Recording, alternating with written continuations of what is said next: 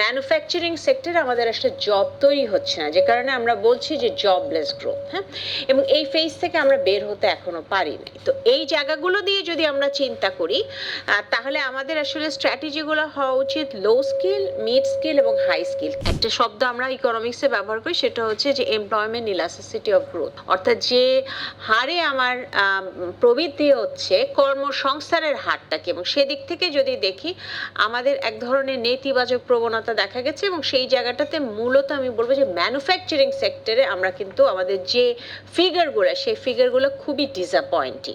সুতরাং ম্যানুফ্যাকচারিং সেক্টরে আমাদের একটা জব তৈরি হচ্ছে না, যে কারণে আমরা বলছি যে জবলেস গ্রোথ। হ্যাঁ, এবং এই ফেজ থেকে আমরা বের হতে এখনো পারি নাই। তো এই জায়গাগুলো দিয়ে যদি আমরা চিন্তা করি, তাহলে আমাদের আসলে স্ট্র্যাটেজিগুলো হওয়া উচিত লো স্কিল, মিড স্কিল এবং হাই স্কিল। তিনটাকে চিন্তা করে আমাদের আলাদা চিন্তাটা করা উচিত, এবং স্কিল সেটগুলো আমাদের আলাদাভাবে ভাবা উচিত। এবং সেদিক থেকে যদি বলি, তাহলে লো বা মিডিয়াম স্কিলের জন্য আমার মনে হয় একটা জিনিস আমাদের গুরুত্বপূর্ণ, সেটা হচ্ছে আমি জেন্ডারের প্রশ্নটারও একই সাথে উত্তর দেওয়ার চেষ্টা করবো। সেটা হচ্ছে যে আমাদের বিভিন্ন জোন ওয়াইজ এমপ্লয়মেন্ট স্ট্র্যাটেজি, আমরা বিভিন্ন সময় বিভিন্ন সার্ভে করতে যে দেখেছি যে কিছু কিছু জোন আছে, সেই জোনগুলোতে কিন্তু ওই সাপ্লাই ডিমান্ডের যে ম্যাচটা, ওই জায়গাটাতে সেই জোন ওয়াইজটা যদি আমরা তৈরি করতে পারি, তাহলে কিন্তু আমাদের যে ডিসেন্ট্রালাইজেশনের যে বিষয়টা বা খুব সেন্ট্রালাইজ স্ট্রাকচার, সেই জায়গা থেকেও কিন্তু আমরা একটু বের হয়ে আসতে পারবো। সুতরাং এটা একটা আমার মনে হয় যে এই জায়গাটাতে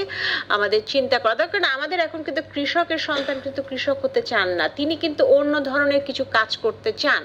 তাকে সেই জায়গাটায় আমরা কিভাবে সহযোগিতা করব, এবং আজকে আমরা যে রেস প্রকল্পের কথা বলছি, যে সেই জায়গাটাতেও আমার মনে হয় জোন ওয়াইজ একটা চিন্তা করা যেতে পারে, যখন আমরা এটাকে পাইলট আকারের থেকে আরো বড় আকারে চিন্তা করি। দ্বিতীয় যেটা, সেটা হচ্ছে আমি যেহেতু জেন্ডারের প্রশ্নটার সাথে সাথে এটা বলছি যে আমি যেহেতু ঢাকা বিশ্ববিদ্যালয়ের প্রশাসনিক পদে ছিলাম, তো আমরা যেটা দেখেছি, আসলে একটা প্রশ্ন আমার সবসময় আসে যে are we having too many graduates in some of the jobs or some of the subjects which does not have a demand or which will not have demand.